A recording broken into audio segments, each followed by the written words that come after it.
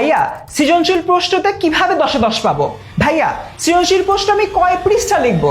ভাই সৃজনশীল প্রশ্ন গ আর ঘতে আমি এত লিখি তাও নাম্বার উঠে না। এই একটা ভিডিও দেখো, তোমার যাবতীয় সমস্যা সমাধান হয়ে যাবে। সৃজনশীল প্রশ্নের প্রথমে যে বিষয়টা আসে আমাদের ক নম্বর প্রশ্ন। এখন এখানে একটা জিনিস আমাদের মাথায় রাখতে হবে, সেটা হচ্ছে একটি প্রশ্নের পূর্ণমান যত তত প্যারায় উত্তর করতে হচ্ছে। তার মানে তোমার যদি পূর্ণমান 2 হয় খতে, তাহলে তোমার অবশ্যই 2 প্যারায় উত্তর করতে হবে। গতে তোমার পূর্ণমান 3, তোমার 3 প্যারায় উত্তর করতে হবে। আর ঘয়ের ক্ষেত্রে 4 নম্বর রয়েছে পূর্ণমান, 4 প্যারায় উত্তর করতে হচ্ছে।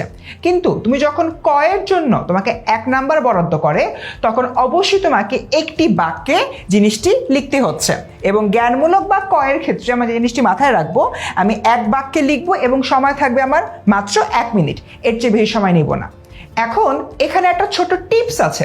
টিপসটা হলো, তুমি একদম পরীক্ষার শেষ মুহূর্তে চলে আসছো, তোমার হাতে সময় একটু কম, খুবই একটা কম্পিটিটিভ অবস্থার মধ্যে যাচ্ছ, ঠিক তখন তুমি এই কয়ের প্রশ্নের উত্তরটা 1 বাক্যে না দিয়ে 1 শব্দেও দিতে পারবা। এটা কিন্তু বিশেষ কেসের ক্ষেত্রে, সবসময় এটা অ্যাপ্লাই করা যাবে না।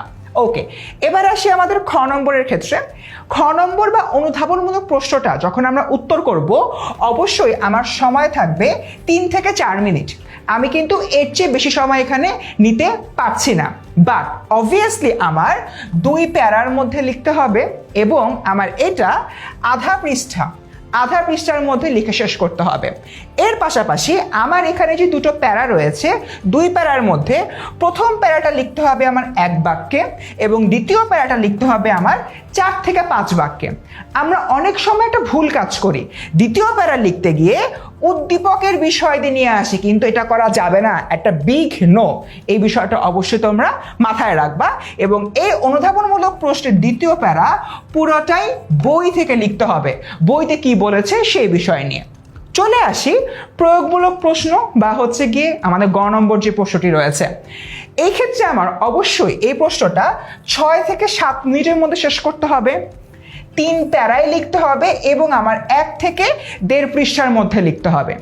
এরপর দেখো প্রথম প্যারা লিখতে হবে জ্ঞানমূলক, অর্থাৎ গ নম্বরে হয়তো জিজ্ঞেস করছে সাদৃশ্যপূর্ণ জায়গা কোনটা। তুমি বলবা সাদৃশ্যপূর্ণ জায়গা রয়েছে, কিন্তু কোন দিক থেকে সাদৃশ্যপূর্ণ জায়গা রয়েছে এটা মেনশন করা খুবই জরুরি। একটু পর একটা উদাহরণ দেখবো, উদাহরণে তোমরা আরেকটু ভালোভাবে বুঝে যাবা। এরপর দ্বিতীয় প্যারা 3 থেকে 4 বাক্য নিয়ে আমরা কথাবার্তা বলবো এবং এটা কিন্তু পুরাটাই আমার বইয়ের থেকে লিখতে হবে, এখানে আমি কিছুতেই উদ্দীপক আনবো না। এরপর দেখি তৃতীয় প্যারা লিখবো 3 থেকে 5 বাক্যে এবং এটা আমার প্রয়োগমূলক হলো কি লিখবো, এখানে আমার বইয়ের কিছু অংশ আসবে, খুব বেশি হলে 2 বাক্য এবং বাকি পুরাটাই আমার উদ্দীপক থেকে এসে লাস্টে বলে দিতে হবে। এই কারণে উদ্দীপকের সাথে গল্পটি সাদৃশ্যপূর্ণ অথবা বৈসাদৃশ্যপূর্ণ। তবে একটা বিষয় মাথায় রাখবা, দ্বিতীয় প্যারার ক্ষেত্রে শুধুমাত্র বইয়ের থেকে লিখবা, বইয়ের বাইরে একটা কথা লেখা মানেই তোমার প্রয়োগমূলকের 1টা মার্ক কেটে যাওয়া। এবার আসি আমরা উচ্চতর দক্ষতামূলক বা ঘতে। এই ক্ষেত্রে আমাদের সময় থাকবে 10 থেকে 11 মিনিট এবং প্যারা থাকবে 4টা। এই ক্ষেত্রে গ নম্বরে যে আমরা প্রথম 3টা প্যারার নিয়ম শিখলাম, ঘতেও প্রথম 3টা প্যারার নিয়ম সেম, এখানে আলাদা করে বলার কিছু নাই। কিন্তু ঘয়ের যে 4 নম্বর প্যারাটা আছে, এখানে তোমরা 2টা ভুল করো। নাম্বার 1, একটা সিঙ্গেল বাক্য লিখে শেষ করে দাও। নাম্বার 2, এই জায়গায় তোমরা কোনো সিদ্ধান্ত সূচক বাক্য লেখো না। সো তোমার এখানে যে জিনিসটা মাথায় রাখতে হবে, ঘ নম্বর প্রশ্নের 4র্থ প্যারায় এসে অ্যাটলিস্ট তোমার 3টা বাক্য লিখতে হবে।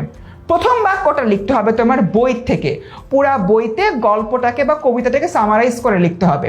দ্বিতীয় বাক্যটা লিখতে হবে উদ্দীপক থেকে, উদ্দীপকের বিষয়টা 1 বাক্যে সামারাইজ করে লিখতে হবে। আর তৃতীয় বাক্যটা হবে তোমার সিদ্ধান্ত, সেখানে তোমার লিখতে হবে এই কারণে উদ্দীপক এবং বইয়ের ঘটনাবলী বিশ্লেষণ করে আমরা বলতে পারি মন্তব্যটি যথার্থ। কেন যথার্থ হলো, এরকম একটা সিদ্ধান্ত সূচক বাক্য তোমাকে কিন্তু আসলে দেখাতে হবে। এখন চলো একটা এক্সাম্পল দিয়ে পুরো বিষয়টা আরো ক্লিয়ার করে ফেলি। আমরা যে জিনিসটা মাথায় রাখবো, এখানে একটা উদ্দীপক রয়েছে, উদ্দীপকের আলোকে ক খ দুটি প্রশ্ন রয়েছে, গ ঘ দুটি প্রশ্ন রয়েছে। এটা হলো গিয়ে তোমাদের পাঠ্য বইয়ের খুবই গুরুত্বপূর্ণ একটা গল্প থেকে আসছে। দেখো, শম্ভুনাথ স্যাকরার হাতে কি পরখ করতে দিয়েছিলেন, এটা তোমার কতে আসছে। এটার অ্যান্সার খুবই সিম্পল, একজোড়া ইয়ারিং পরখ করতে দিয়েছিলেন। এভাবে এক বাক্যে আমরা লিখে দিব। এরপর দেখি আমাদের যে খ নম্বর প্রশ্নটা রয়েছে, বাংলাদেশের মধ্যে আমি একমাত্র পুরুষ যাকে কন্যার বা বিবাহের আসর হইতে নিজে ফিরাইয়া দিয়েছে বলতে কি বোঝানো হচ্ছে। তো একটু আগে যে কথাটা বললাম, আমার প্রথমে একটা জ্ঞানমূলক লাইন লিখতে হবে। এই হচ্ছে গিয়ে আমার সেই জ্ঞানমূলক লাইনটা, অর্থাৎ অনুপমের যে আক্ষেপ ও অসহায়ত্বকে বোঝানো হচ্ছে সেই বিষয়টা এখানে বলা হয়েছে, এবং এটা আমরা প্রথম প্যারায় লিখে ফেলবো। অনুধাবনমূলকের প্রথম প্যারা ডান। অনুধাবনমূলকের দ্বিতীয় প্যারাতে দেখো পুরো জিনিসটা ব্যাখ্যা করেছে যে আমার বইয়ের মধ্যে কি কি ঘটনা লেখা রয়েছে, যে তার মামার যৌতুক গ্রহণের কারণে দেখা যাচ্ছে অনুপমকে বের করে দেওয়া হয়েছে বা অনুপমের সাথে কল্যাণীর পরবর্তী বিয়েটা হয়নি। এই যে বিষয়টা, এটা নিয়ে এখানে আলোকপাত করা হয়ে লাস্টে হচ্ছে বলা হচ্ছে এটা একটা বিরল ঘটনা। এর মধ্য দিয়ে আমরা অনুধাবনমূলক প্রশ্নটা শেষ করতে পারছি। এরপরে দেখো আমাদের পরবর্তীতে গ নম্বর প্রশ্ন একটা উদ্দীপক রয়েছে। উদ্দীপকের যে মূল বিষয় ওই যৌতুক দেয়া নেয়া নিয়ে বেসিক্যালি কথা বলা হচ্ছে। এখানে গ নম্বরে জিজ্ঞেস করছে অনুপমা পারভেজের চারিত্রিক বৈশিষ্ট্যের বৈপরীত্য ব্যাখ্যা করো। দেখো এখানে ফার্স্টে যে জিনিসটা লিখতে হচ্ছে, অনুপমা উদ্দীপকের পারভেজের চারিত্রিক বৈশিষ্ট্যের বৈপরীত্য হলো তাদের মানসিকতার দিক থেকে।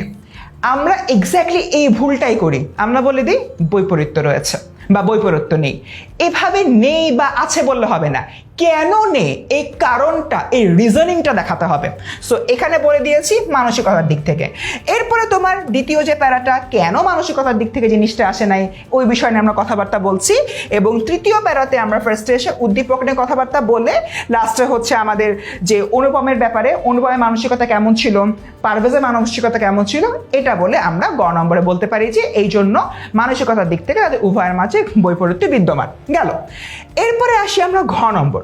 ঘ নম্বরে বলছে অনুপমের মামা ও হারুন মিয়ার মতো মানুষের কারণে আজও কল্যাণী ও লাবণীরা অপমানের শিকার হয়। এখানে দেখো সুন্দর মতো বলা হচ্ছে, হ্যাঁ মন্তব্যটি যথার্থ।